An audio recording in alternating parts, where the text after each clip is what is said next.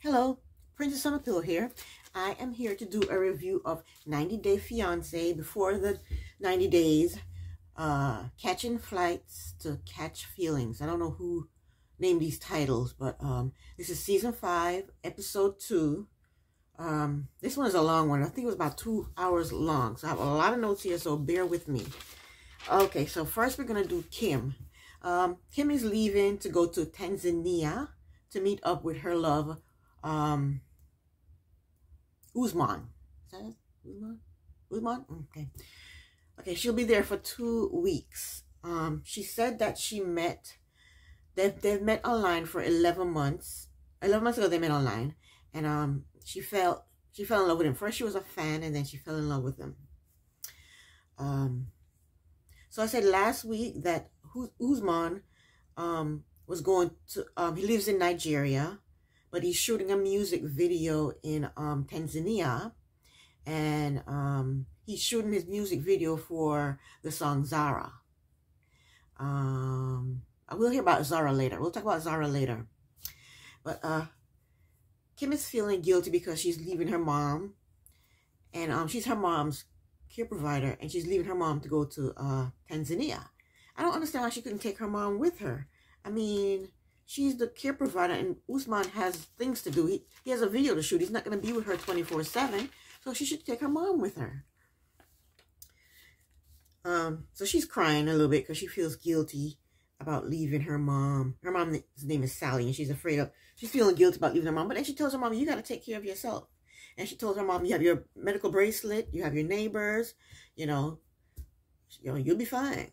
That's what she tells her mom. I don't think her mom will be fine. Her mom doesn't even look like she can stand on her own. But she's going to fend for herself for 2 whole weeks. All right, next. Kim says Uzman is afraid to be in a relationship with another American because of what went down with his ex-wife. Let me tell you something.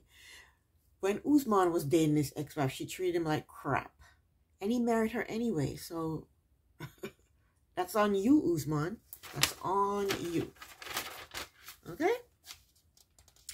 Kim says this trip is to prove to Uzman that she's not like his ex-wife. Let's see if she's not like his ex-wife. She's Caucasian. The ex-wife is Caucasian. She's an American. Ex-wife is American. She's in her 50s. The ex-wife was in her 50s. So there's three things they have in common right there. If she treats him better than the ex-wife, then we can say they're different. Let's see what else is different. One is a blonde, one is a brunette. I think that's it. I think that's it. So if she treats Uzman better than the ex-wife did, then I guess she's good to go. All right. But Kim is confident that once Uzman sees her, touches her, holds her hand, everything will be just fine. I don't know why she thinks that, but that's what she thinks. He doesn't even want to share a room with her. So Kim gets to Ethiopia, and now she has to take another flight to Tanzania.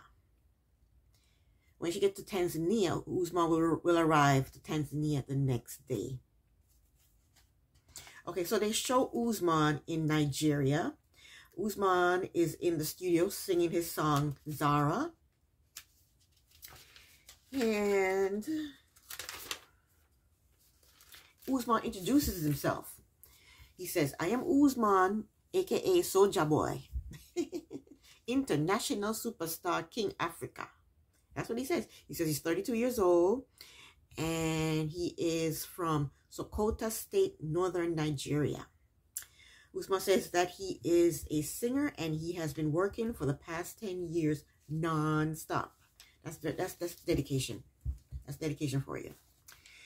He says his career is moving so high, and he's not at the top yet, but he is working so hard to get there. I'm doing my Jamaican accent. This is not a Nigerian accent. This is a Jamaican accent. Anywho, he said his ultimate goal is having concert all over the world. These are his words. He said he wants to be a bigger celebrity in the States, like Michael Jackson, Chris Brown, and Jay-Z. Hey, he's dreaming, right? And then he goes, Amen. So I guess he was praying. He needs to get with Caleb, and they need to draw down their intent, write out their intent, chant their intents, and then burn it in the fire. That's what he needs to do. He needs to get with Caleb. And he said he believed it and it will happen. So yeah, he needs to hang out with Caleb, and they can chant their intent together and burn it, write it down, draw it, and burn it, and see what happens. He said he wants to he won't let anything stand in the way of his success, which is part of the reason why he is recently divorced. He talks about baby girl Lisa, his ex-wife, how controlling she was. She had a controlling nature, and that affected his career. He said she was American and she was 20 years older than him. Uzma said he is single, but not for long. Uzma says he has been talking to an amazing woman, and her name is Kimberly. Uzma said that Kim started as a fan. Same thing she said, and then became something more, something special. He said she is beautiful, and her heart is beautiful. That's what he says. He says he is not in love with Kimberly yet. So he's stopping himself from falling in love with Kimberly at this very moment. But he loves her personality, her kindness, and her loyalty. He said because of his ex-wife, he doesn't want any official relationship with Kimberly until he sees her in person. You know what that's telling me? That's telling me that he talked to his ex-wife online, and then when he saw her in person, he wasn't attracted to her. That's what that's telling me.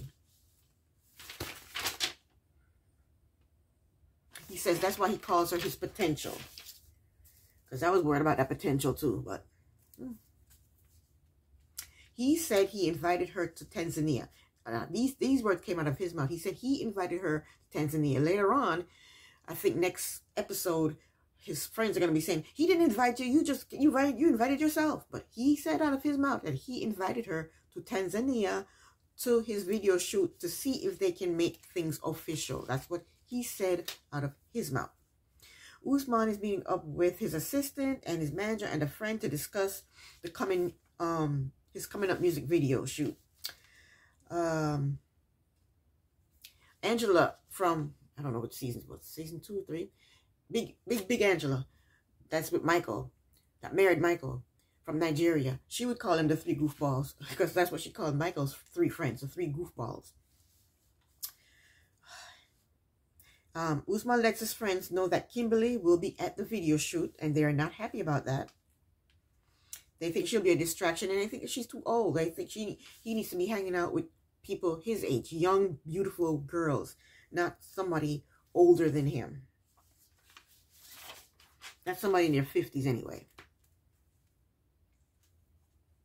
And one of the guys said that Uzman's ex-wife was controlling. Uzma already said that. We all know that. We saw the episode.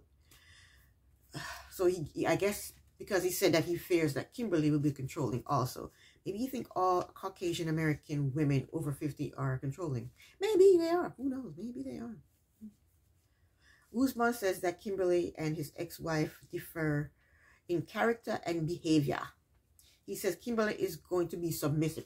See, why do men always want a woman to be submissive? I don't even understand what that means. What does that mean? Does that mean they want you on your knees scrubbing the floor, standing over a pot, stirring a pot with a baby on your hip? When they come home, you rush over to them and you rip their shoes off their feet and slide their slippers on their feet, shove them in the couch and put it in front of. What does submissive mean? I don't understand that. Let me ask Alexa. Alexa, what does submissive mean? Let's see what she says. The adjective submissive is usually defined as inclined or ready to submit or yield to the authority of another, unresistingly or humbly obedient. For more, ask me to give you more definitions for submissive. Obedient. You're obedient when you're a child in school and the teacher says, sit up straight, do your work, stop talking. Or when you're in church and you got to sit up straight and listen to the pastor. But to a man, a husband, you know what? I hate it when men say, I want a woman who's submissive. That's ridiculous. Okay, so he says Kimberly is going to be submissive, supportive, and loyal. Take the word submissive out of there and you'll be fine. Okay? And she's not going to control his career.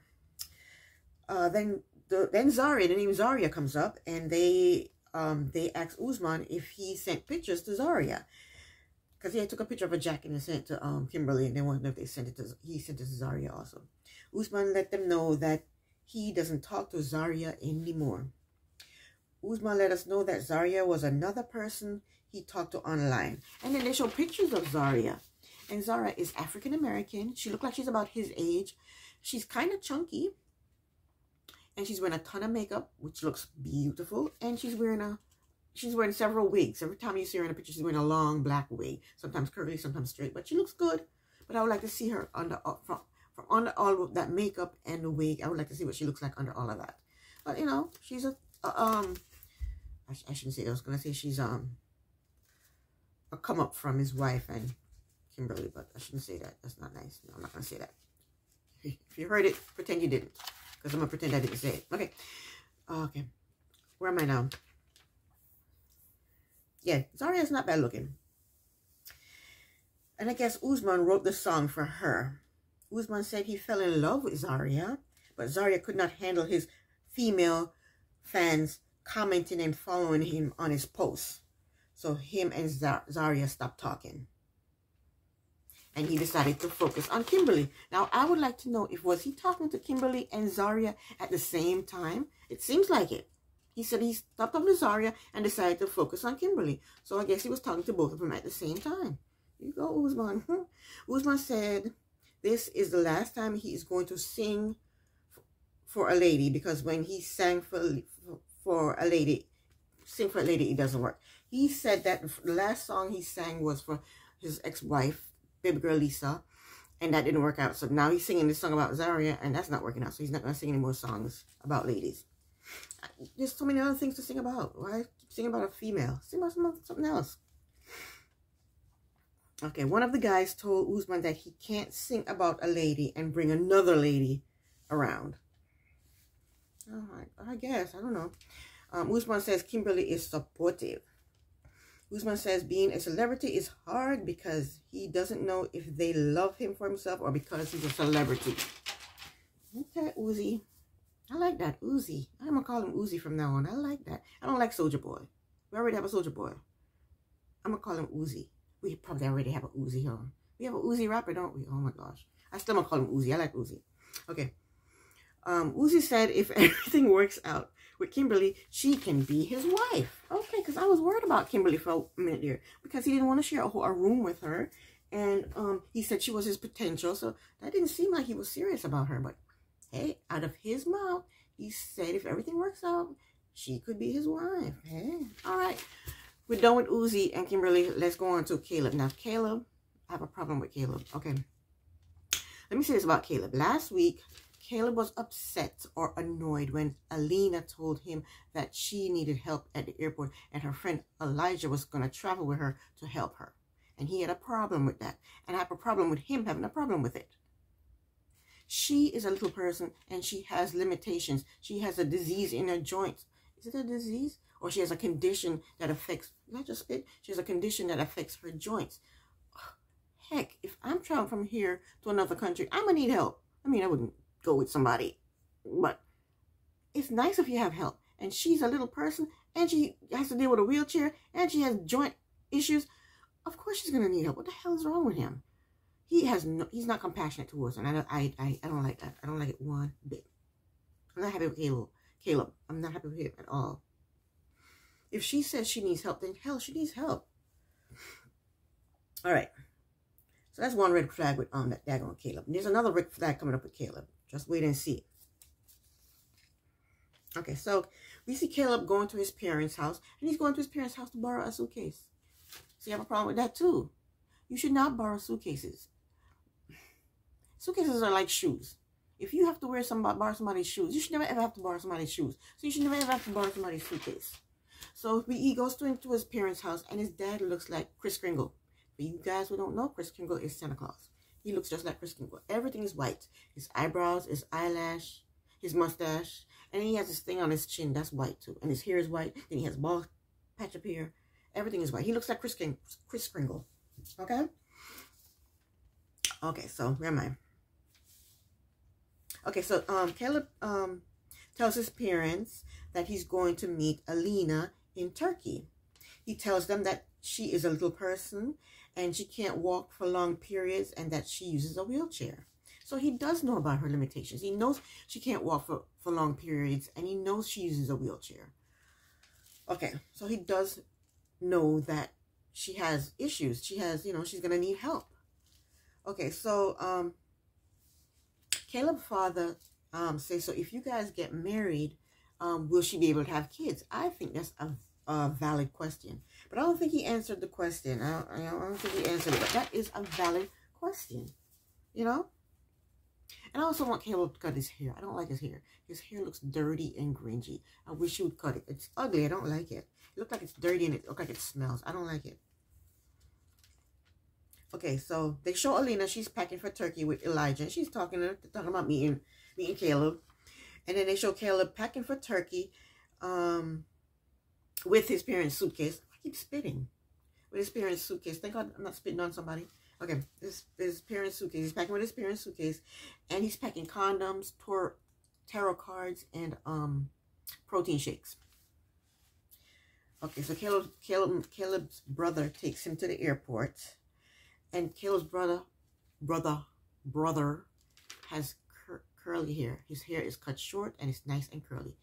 Why Caleb don't cut his hair so he feels nice and cute like his brother? Huh? Why? I'll tell you. Okay, so Elena and Elijah, they get on their flight to Turkey. And Caleb also gets on his flight to Turkey. Alina and Elijah, they arrive in Turkey. Caleb is coming the next day.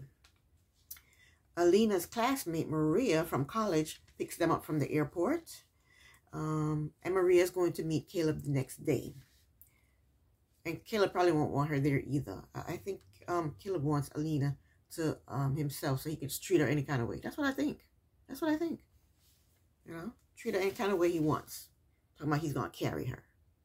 Anyway. Let's hope I'm wrong about Caleb, okay? So while driving to the hotel, Maria asks Alina if Caleb is going to stay in the same hotel as her. And she said he's staying in the same room as me. And let me tell you, I don't know why I have a problem with Caleb staying in the hotel room with Alina, but I don't have a problem with Uzma and Kimberly staying in a hotel room together. But I have a problem. And what's her name has a problem too. Maria has a problem too with it because she's shocked. She's like, oh, what? She's shocked too that I don't think so. I don't think she should stay in the same hotel room as him. I really don't. I'm worried for Alina. I don't think she should stay in the same hotel room as Caleb. But not that Alina is not worried about staying in the same hotel room with him. The only thing she's worried about is pooping in front of him or pooping while he's in the room. She has more things to worry about. All she got to do is let him poop first, and then she poop next. That way, after he poops, she goes, well, I got to go too, and go poop. Big deal.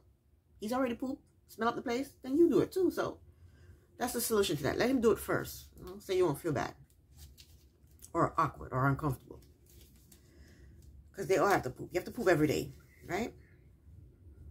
So Maria drops them at the airport and she has to leave because she says there's an 8 o'clock curfew. I guess in Turkey there's an 8 o'clock curfew. So while checking into the hotel room, the guy at the front desk tells Alina that her room is on the 2nd floor. And she's like, what? The 2nd floor? And then he tells her there's no elevator. So she has to walk up steps. And guess what? Caleb booked the room. And he books a hotel that has no wheelchair accessibility. Is that how you say it? Wheelchair accessories, accessibility, whatever. It's not, you can't use a wheelchair there. So she has to walk up 2 flights of steps to go to the 2nd floor. And when she was walking, I felt so bad for her. Her back probably was hurting. Her legs probably was hurting. And so she's upset with Caleb for, not thinking and booking them into a hotel that has, at least have a elevator. I'm pissed at him too. Come on. He's not sensitive to her condition. He just doesn't think about it. But the hotel looks beautiful, though. It looks beautiful. She's concerned about getting up on the bed. The bed is high. She's concerned about using the toilet. I guess she would need a chair to climb up, to use the toilet, and to get on and off the bed. And she says that she's concerned because she doesn't think that Caleb understands her abilities. And I don't understand why. They've been talking online for forever. What do they talk about? What does it talk about? Don't they talk about her and her condition and growing up and her challenges? What are they talking about? They've been talking for years. What are they talking about? Apparently, Elijah and Elena are going to share a room, and then Elena and Caleb are going to share a room, and Elijah has his own room. But Elijah is going to stay in the room with Elena because he's going to help her, you know, get off and on the bed and, you know, reach the lights and stuff like that. So he's going to stay in her room for that night. But I think Caleb is selfish, inconsiderate, and he's self-absorbed. She's in a wheelchair and she's a little person. I don't know. I think Elena and Elijah, they should become a couple because Elijah does everything for her. He does everything for her. He understands her limitations, and he does everything for her. You know? I would love to be friends with him.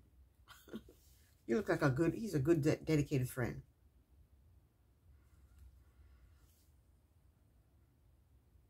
So, Elena, she pissed me off right here.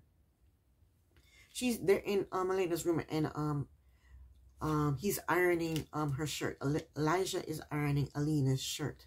I don't even iron. That's a good friend. While she was sitting there trying to curl her hair, and she tells Elijah to take her to the airport and leave her there. That pissed me off. He does everything for her, and now she doesn't want him to stay there. I don't understand why he can't just stay there, take her to the airport, meet Caleb, and then they all three go back to the what do you call it? To the hotel, or they drop Elijah off at the hotel, and then they go, you know, go hang out, do something together. I don't understand why he has to leave her there. I guess she wants to meet Caleb all on her own. But then how is she gonna handle that? She's not gonna get out of her wheelchair and stand up. He's gonna have to pick her up out of the wheelchair and put her in a vehicle. I want to see how that happens. I thought that was mean of her to tell him to take her to the airport and leave. I thought that was mean. I didn't like that about Elena at all. And Elijah said he's disappointed, and he said he's worried. He's worried because, you know, Caleb doesn't understand her limitations. He doesn't. He probably don't expect her to wheel her own wheelchair and do everything herself. Anyway, that's her decision. She made that decision. So whatever comes what may for her. So Elena and Elijah, they arrive at the airport, and Elijah leaves her there, sitting there waiting on him. Caleb gets off. He lands in Turkey. He gets off the plane, and he goes to the bathroom to freshen up. Thank God. I'm glad he did that. I think it was a 30-hour flight or whatever. So he goes into the bathroom to freshen up, and she's sitting there in her wheelchair waiting on him. Enough of Caleb and Elena. Now we're on to Memphis. I'm going to try and hurry up for my camera dies. Okay, Memphis is preparing to go to Tanzania to meet her boo, Hamza. All these weird names. I shouldn't say that. That's not nice. Okay, anyway. She drops off her kids at her ex-husband, and she's wearing this ugly wig. I hate it. She's short, and she looked like It from the Monsters. Is it the Monsters? Or the Addams Family? The Addams Family, I think, has It. Okay. And she has all this hair. She's short, and the hair's all the way down to her waist. Just take that wig off. I hate it. She has nice hair. Why is she wearing that hideous, ugly wig? Oh my gosh. Okay, so she goes to her foster sister's home. Foster sister's name is Ingrid. And Ingrid will be taking her to the airport. They seem to have a good relationship. And Memphis states that Ingrid's mother was her foster mother when she was 16 years old. And last week we touched on that Memphis' parents didn't raise her. Her father was in jail, and her mother was addicted, had an addiction. So she was going to and from different foster homes. Memphis states that it was one of her foster homes. Yeah, she was 16 years old when she went to Ingrid's mother, and Ingrid's mother is her foster mother. Okay, and last week I didn't say this. Last week she was on camera having sexy time with Hamza, and I think she needs to be careful with that. She has two kids. She has a 14-year-old and I think a 6-year-old. But the 14-year-old, when she goes to school, you know, who's to tell if one of her classmates didn't see her mom doing sexy time on camera, you know?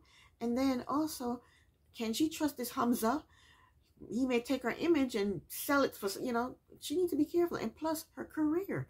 She's doing sexy time showing her naked shoulder, her naked thigh, her naked hip. What about your career? This might damage your career. She needs to be careful with that. So Memphis asked Ingrid to make her some bacon because she can't have bacon when she go to Tanzania because of Hamza's religion. So Ingrid makes Memphis breakfast. And I'm not feeling Ingrid's hair. I don't like her hair. She should have just thrown on a cute little wig. And I don't like it. So Ingrid told Memphis that she wouldn't be able to leave her kids and go to another country, I guess. And Memphis told her that what she's doing will benefit her kids in the long run. And I think Memphis is moving a bit too fast. I don't know how long she's been talking to him, but I bet you it has been a year. Maybe 9 months. I know it hasn't been a year. And she's going to go over there for a week, chill out with him. Then the next week, ask him to marry her. And then the next week, the third week, honeymoon. And then come back to the States and file for our spousal visa. That's crazy. She doesn't know this guy. And she's going to have him around her kids. She should get to know him for at least three or 4 years or something like that. You know, that's my personal opinion, okay? Memphis says that her kids are going to have a great life and a great father figure. They already have a great life and a great father figure with her ex-husband. If she feels comfortable leaving her ex-husband with her 2 kids for 3 weeks while she go across the world, then they already have a father figure. All right. Memphis is trying to convince Ingrid that her connection with Hamza is amazing.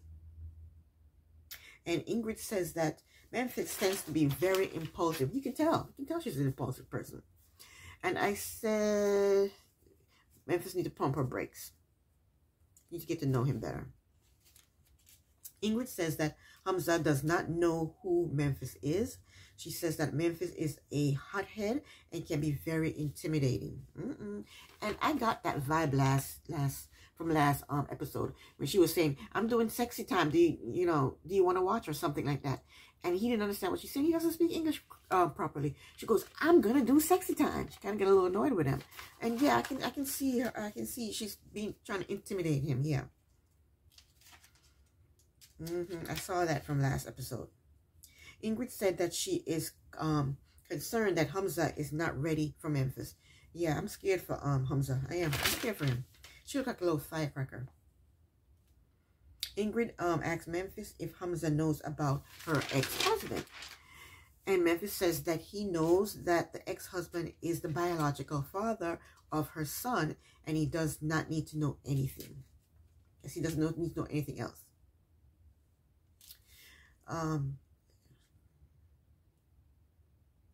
She stated that Hamza would be a great father figure and her kids would have a great life. I said this already. They already have a great father figure in her ex-husband. You know, so she's trying to justify Hamza to her sister, her foster sister, by saying, "Oh, he's gonna be a great father figure to my kids, and we're gonna have a great life," which they already have. They already have a father figure, and they already have a great life. She just wants Hamza for herself. He's eye candy. He's good looking. He is good looking. I don't blame her. He is good looking. Then Memphis throws out that when she and Hamza first started dating, she was going through a rough patch in her life, and she spent a couple of nights with her ex-husband, not in an intimate way, but only for emotional and moral support. She said, take this again, she said she spent a couple of nights, okay, for emotional and moral support. So in the daytime, she didn't need emotional and moral support. She only needed emotional and moral support at night. And then she says Hamza is very jealous, and if he finds out, it's going to be a problem. He wouldn't have found out if he had just kept your mouth shut and not tell it on national TV. Just keep your mouth shut. He doesn't need to know. If you claim nothing happened, why tell him? He doesn't need to know. But you just told him because you're saying it on TV and he's going to watch it.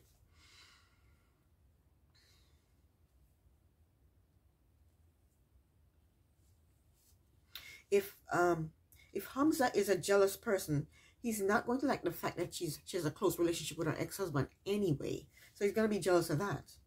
So Ingrid is driving Memphis to the airport finally, and she is excited. She's not happy that she's not dressed in a sexy way. Memphis is a little concerned that when Hamza sees her in person, he won't be 100% attracted to her. She was in a past relationship before where there was intimacy issues, and that lowered her self-esteem. So it's important to her that Hamza finds her attractive. Memphis gets to the airport, and either the producer or the cameraman let her know that her plane is boarding, and they had to get going. So you see her jogging through the airport, and thank God she wasn't wearing heels, and she did make the flight. And so she's on her way to Tanzania. Enough for Memphis and Hamza. Next is Mike. Oh, we have a new victim. I mean, we have a new cast member. Okay, Mike. Mike lives in New York. He says he is 5'4". I am 5'1", and he looks shorter than me. Maybe it's because of the way the TV look, but he looks shorter than me. I'm 5'1". He says he's 5'4". Anyway, we'll see. He lives with his father and his grandfather. His primary job is IT support tech, which is very nice. Make good money. And he's also a volunteer firefighter. He is not going to... Oh, he's not outgoing. And he keeps to himself. He builds little model cars or airplanes or whatever. That's his hobby. He helps his father take care of his grandfather. His grandfather is 94 years old, and he helps him with his sugar, check his sugar, put him to bed, undress him. He said that he hasn't had a relationship in the past 20 years. And he is, how old is he? He's 34? 34. So that's 14. He was 14. But then he says in high school he had a relationship for about a year. So I wonder if he's a virgin. Because at age 14 when he had at age 14 when he had this relationship, was he having sex at age 14? I think he's a virgin. So Mike is looking for someone to settle down with, and he couldn't find anyone in his area. So he said he couldn't find anyone in his area, so I'm assuming he was dating online, and he couldn't find anyone in his area. So he said he changed his location to Colombia. So he was dating online. In my mind, he was dating online, looking for somebody in this area, and he couldn't find anybody in the area, so he changed his location to Colombia. And that's when he met Hamana. Hamana is 24 years old. He calls her his girlfriend, and he says she says she is the most beautiful person in the world. And they have been talking for about a year. He said that he is in love with her. And they have talked about getting married and having kids. Their problem is she speaks no English and he speaks a little bit of Spanish. So in a week, he is going to Colombia to meet Hamana. Mike is at the firehouse, and he is talking with his younger brother, Stephen, who is also a volunteer firefighter. Mike says if everything works out while he's in Colombia, he is going to propose to Hamana. His brother asks him if he has a ring, and he says yes, he has a ring. And his brother is giving him some good advice. He's telling him that he should get to know someone first before proposing. Okay. Mike seems to think that he can trust Hamana, and he's going ahead with his plans.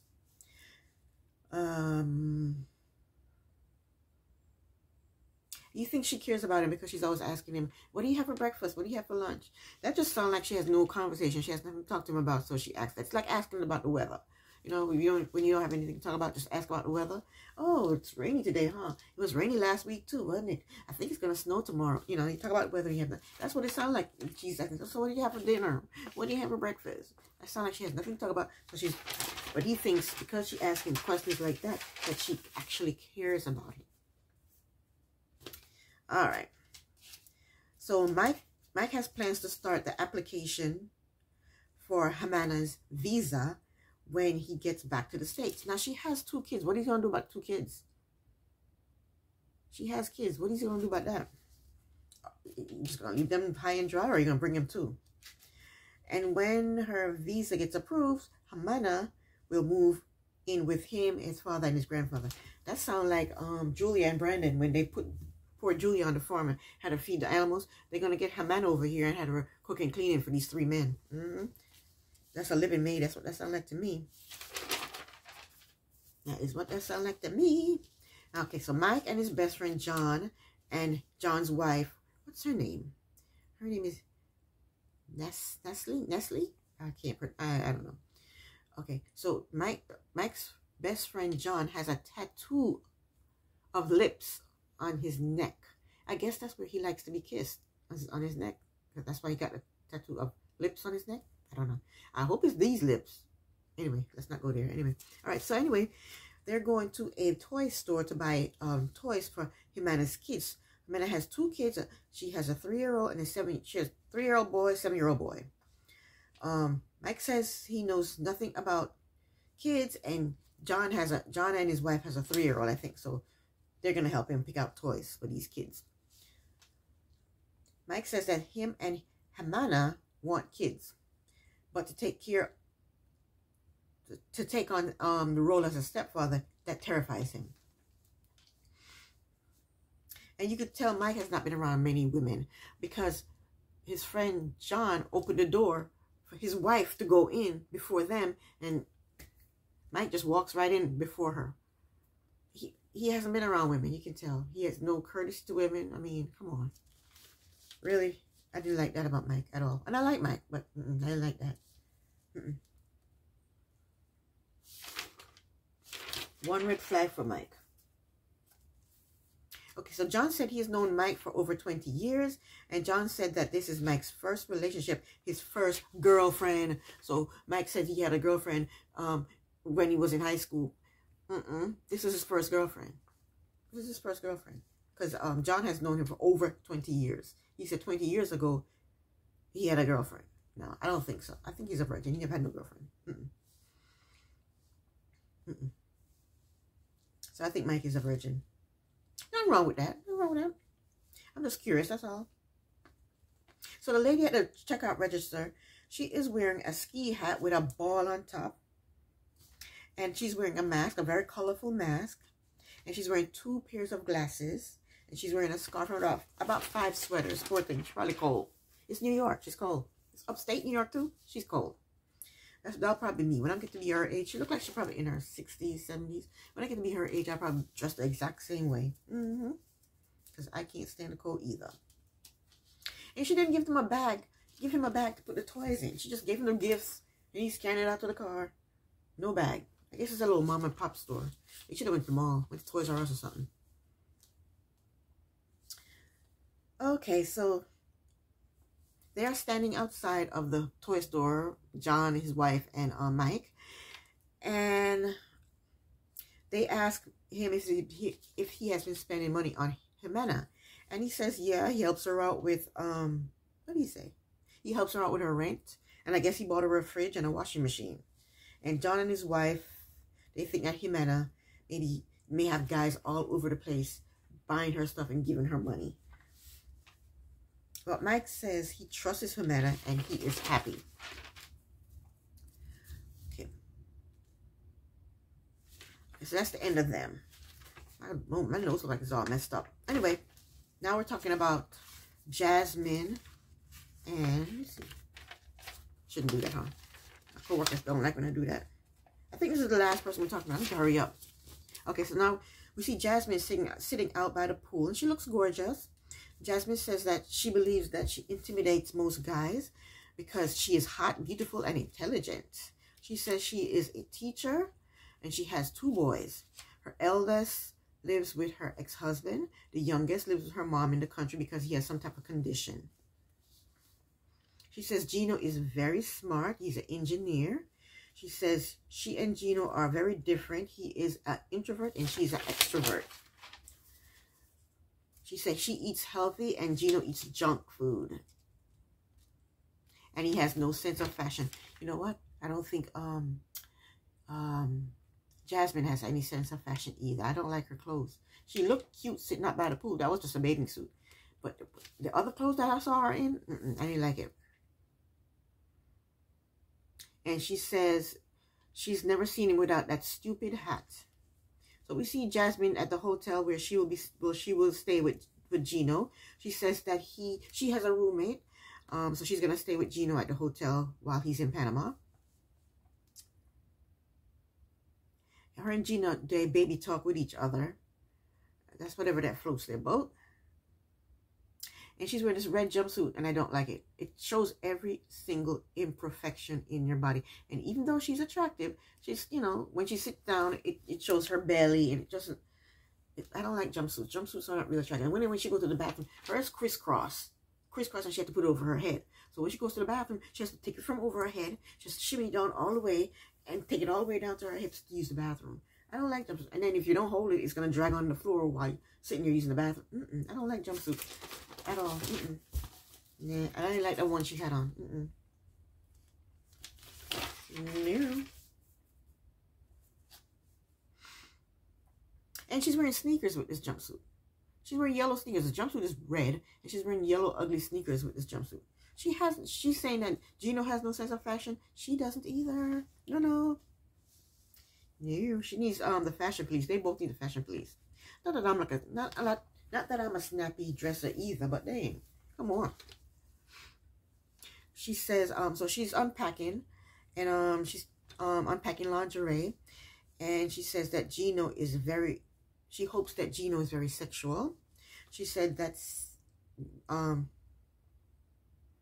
she says that with sex she is very open to try things. I think she wants to even. She mentioned she even wanted to spank Geno's butt. Nothing wrong with that. Good spanking never hurts anybody, right? She says Geno is very skinny and she is not used to delicate men. Oh my gosh. Poor Geno. I'm sorry for him. I feel bad for him. I'm scared for him. She's afraid of killing him with a heart attack. Those were her words. He may just have a heart attack. Jasmine friend, Giselle, I think it is. She shows up. I also wanted to mention this. What's his name? Geno packed the little blue pills.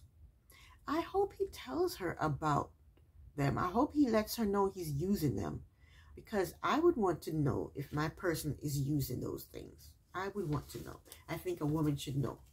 So I hope he tells her. You better tell her. Anyway, where was I? Jasmine friend Giselle shows up, and she is there to help Jasmine decorate the room for Geno. It's a hotel room. What kind of decorations? I think TLC or the producers, they didn't have much. They was tired of Jasmine talking about terrorizing Geno with her sex, so they just brought somebody else in to switch up the conversation, because they didn't need her in there. She didn't help decorate. I wasn't sure why she was there. I think she was there because TLC wanted something else to talk about. I don't know. So Giselle asks, I think her name is Giselle. Giselle asks Jasmine if she is worried about the age difference between her and Geno. And Jasmine said that in the beginning, when they first started talking, Geno lied to her about his age. He said he was 44. I wonder how she found out that he wasn't 44. That's what I want to know. She said he'll soon be 52. I would like to know how she found out that he wasn't 44. And she talks about trust issues. But if somebody's going to cheat on you, they're going to cheat. If people are going to cheat, they're going to cheat. You can't stop somebody from not cheating. So she, you know, her wanting to know where he is, what he's doing at all times, who he's talking to at all times. That's not going to stop him from cheating. If he wants to cheat, he will cheat. But I don't see Geno cheating on Jasmine, because Geno hasn't had sex in a decade. He ain't cheating on her. So Geno just touched down in Panama City, Panama. At the airport, he goes into the restroom to shed some of his clothes because he says it's hot in Panama. Hopefully he did some freshen up. Hopefully he brushed his teeth, put on some deodorant, put on some cologne. Hopefully he did that. So we see Jasmine walking in the airport with stripper shoes on. I didn't like those shoes. Those shoes were ugly. And then she had on this thigh-high hugging black skirt. I didn't like that either. It was ugly. I wasn't feeling her outfit. The skirt could have been 2 or 3 inches longer. And the those ugly shoes, they should have been at least 2 inches. The heels should have been 2 inches shorter. Again, that's my opinion, but I didn't like her outfit at all. She was trying too hard to look sexy. She's already a sexy girl. She don't need to try that hard to look sexy. So Jasmine and Geno, they finally meet at the airport, and it's a nice little meeting.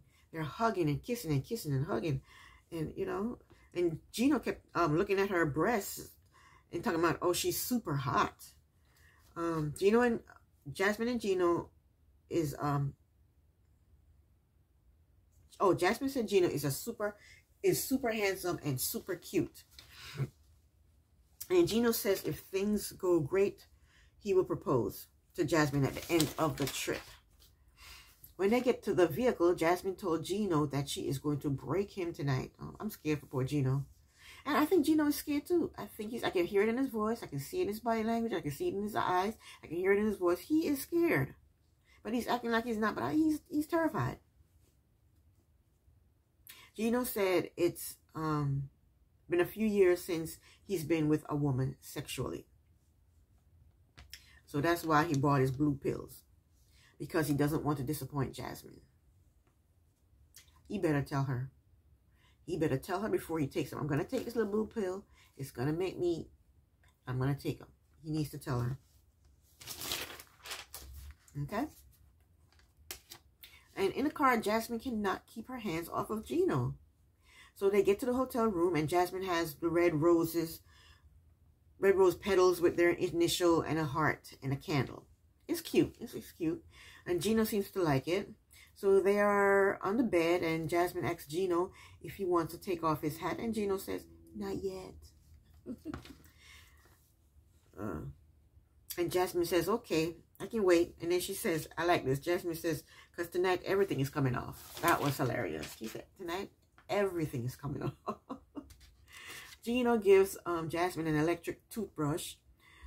It's a nice gift, but it's a gift for married couples who've been married for years. It's not something you give your girlfriend you're meeting for the first time.